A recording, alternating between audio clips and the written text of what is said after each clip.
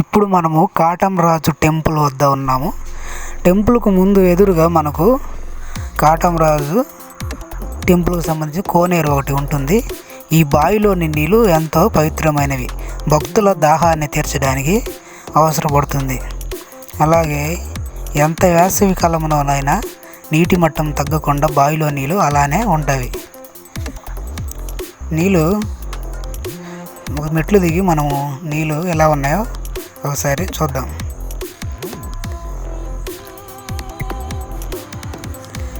నీళ్ళు బాగా ఉన్నాయి, స్వచ్ఛమైన నీరు, పవిత్రమైన నీరు కూడా, ఎంతో ముఖ్యమైన నీరు, ఎంతోమంది దాహాన్ని తీర్చే నీరు అనమాట.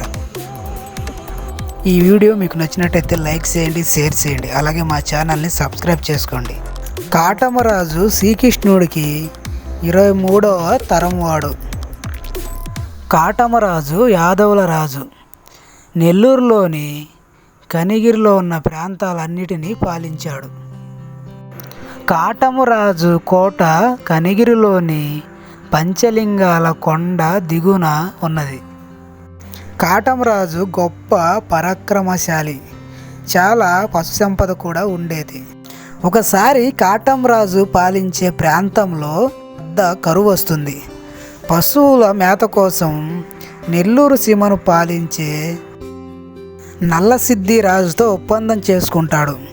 కాటమరాజు పశువులు ఆయన అడవుల్లో మేపుకునేటట్లు కొన్ని లేగదూడలు ఆయనకు ఇచ్చేటట్లు ఒప్పందం చేసుకుంటాడు. ఆ ఒప్పందానికి నల్లసిద్ధిరాజు ఒప్పుకుంటాడు. అయితే కాటమరాజు పశువులు ఆవులు మేపుకోవడానికి అడవికి వెళ్ళినప్పుడు నల్లసిద్ధి ఒంపుడుగత్తె అయిన కుందుమాదేవి ఆమె పెంపుడు చిలుక కొన్ని చిలుకలు ఆవులు మేపుతుండగా అవి ఆవులను అరుపులతో బెదిరిస్తాయి. అవి ఆవులు బెదరటంతో ఆవులు మేపేవాళ్ళు వాటిపై బాణాలు వేస్తారు, వేసి చిలుకలను చంపుతారు. అందులో కుందుమాదేవి పెంపుడు చిలుక కూడా చనిపోతుంది. అందుకు కుందుమాదేవి ఆవులపై ఆగ్రహించి ఆమె సేవకులతో ఆవులను చంపిస్తుంది. ఆ విషయము తెలుసుకున్న కాటమరాయుడు ఆయన కోపంతో నల్లసిద్ధితో ఒప్పందం చేసుకున్న ఒప్పందాన్ని ఉల్లంఘిస్తాడు. గడువు పూర్తి అయినా ఇవ్వాల్సిన లేగదూడలు ఇంకా ఇవ్వకపోవడంతో నల్లసిద్ధిరాజు అతని దగ్గర ఉన్న రాయబారిని కాటమరాజు దగ్గరికి పంపిస్తాడు. కాటమరాజు నేను ఇవ్వను, మా పశువులు చనిపోయినందుకు నష్టపరిహారంగా సరిపోయిందని రాయబారితో చెప్తాడు. రాయబారి వెళ్ళి నల్లసిద్ధినితో విషయం చెప్తాడు. అప్పుడు నల్లసిద్ధి కోపంతో రగిలిపోయి యుద్ధానికి కాటమరాజు మీదకి వెళ్తాడు. అప్పుడు ఆ యుద్ధంలో నల్లసిద్ధి ఓడిపోయి కాటమరాజు విజయం సాధిస్తాడు. మీకు వీడియో నచ్చినట్టయితే లైక్ చేయండి, షేర్ చేయండి, అలాగే మా ఛానల్ని సబ్స్క్రైబ్ చేసుకోండి. గుడి లోపలికి వెళ్దాము. కింద అంతా పాలరాయి వేశారు. ఎదురుగా శ్రీ వెన్నూతల కాటమరాజు స్వామి ఉన్నారు. ఇక్కడ పక్కవైపు మనకు అమ్మవారు కనిపిస్తుంది. ఇక్కడ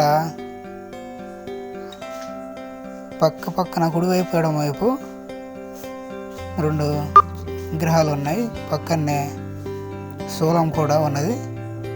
కాటమరాజు స్వామి, వెన్నూతల కాటమరాజు స్వామి మనకు దర్శనమిస్తాడు.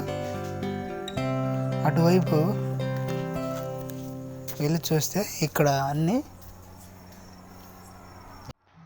కటాంజన్లు ఏర్పరిచారు. ఇక్కడ పెద్ద తిరునాళ జరుగుతుంది.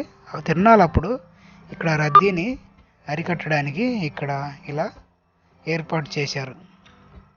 ఇక్కడ వెంకటేశ్వర స్వామి ఉన్నారు, చూద్దాం. శ్రీ వెంకటేశ్వర స్వామి చేతిలో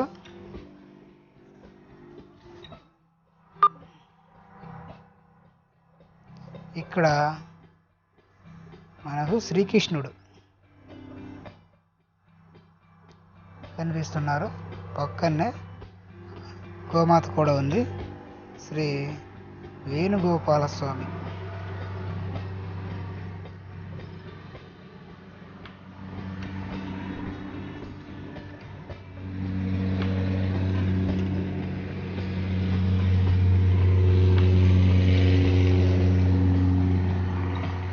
ఇక్కడంతా ఖాళీగా ఉంది ఈ మండపం.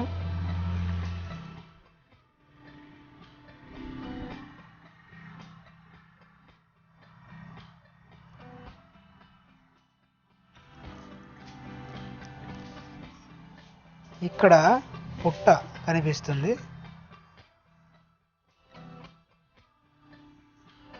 నందీశ్వరుడు ఎదురుగా ఉన్నాడు. శ్రీ కాటకోటేశ్వర దేవాలయం ఇది. కాటమరాజు ఇక్కడ ప్రత్యక్షము మనకు అవుతున్నాడు.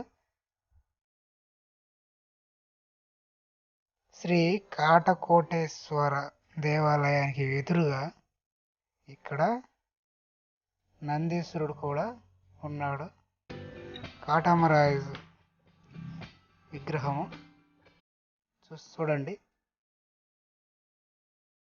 చేతిలో కత్తి, గుర్రం మీద ఎక్కి ఉన్నాడు. ఎదురుగా నల్లని కొమ్ములతో తెల్లని నందీశ్వరుడు, చిన్న నందీశ్వరుడు ఉన్నాడు. కాటమరాజు పైన కూడా కొంతమంది మునుల విగ్రహాలు కూడా ఉన్నాయి. ఇక్కడ పుట్ట చూడండి, నాగరాజు పుట్ట. ఈ వీడియో మీకు నచ్చినట్లయితే లైక్ చేయండి, షేర్ చేయండి, అలాగే మా ఛానల్ని సబ్స్క్రైబ్ చేసుకోండి. నందీశ్వరుడు, నంది. ఇక్కడ శ్రీ కాట కోటేశ్వర దేవాలయం లోపల శివలింగం ఉంది. శివలింగానికి కాపలగా 5 తలల నాగేంద్రుడు ఉన్నాడు. అందుకే ఎదురుగా నాగరాజు పుట్ట ఉంది, నందీశ్వరుడు ఉన్నాడు, పక్కనే కాటమరాజు కూడా ఉన్నాడు. శ్రీ కాటకోటేశ్వర దేవాలయం అద్భుతంగా ఉంది, చాలా బాగుంది. కాటమరాజు టెంపుల్కి మీరు వచ్చినప్పుడు ఖచ్చితంగా చూడాల్సినది. ఇక్కడ నవగ్రహాలు కనిపిస్తున్నాయి కదా, 9 గ్రహాలు.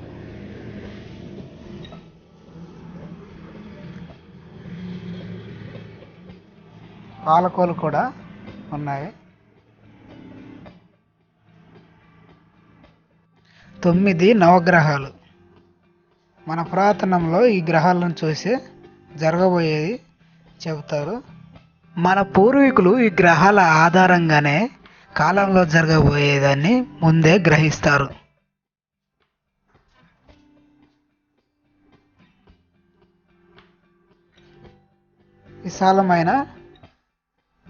విశాలంగా వెనక భాగం కనిపిస్తుంది.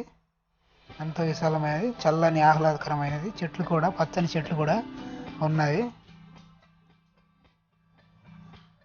ఇటువైపు కార్నర్లో మరొకటి ఉన్నది, చూద్దాం.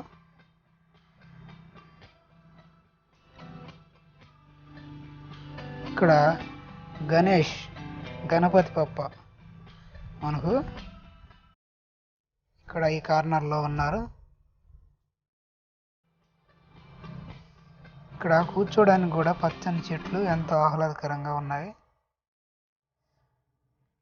ఖచ్చితంగా మీకు వీడియో నచ్చినట్లయితే లైక్ చేయండి, షేర్ చేయండి, అలాగే మా ఛానల్ని సబ్స్క్రైబ్ చేసుకోండి. ఎంతో ఆహ్లాదకరంగా పచ్చని చెట్లు, కూర్చోడానికి కూడా అక్కడక్కడ చెట్ల కింద చల్లగా ఉండడానికి కూడా మనకు ఇవి బెంచీలు వేశారు.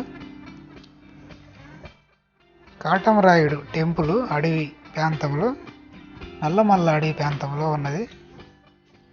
ప్రశాంతమైన వాతావరణం, అడవి వాతావరణం. చూడండి, కాటమరాయుడు యొక్క ఎంట్రన్స్ ద్వారం మనకి కనిపిస్తుంది, ద్వారం.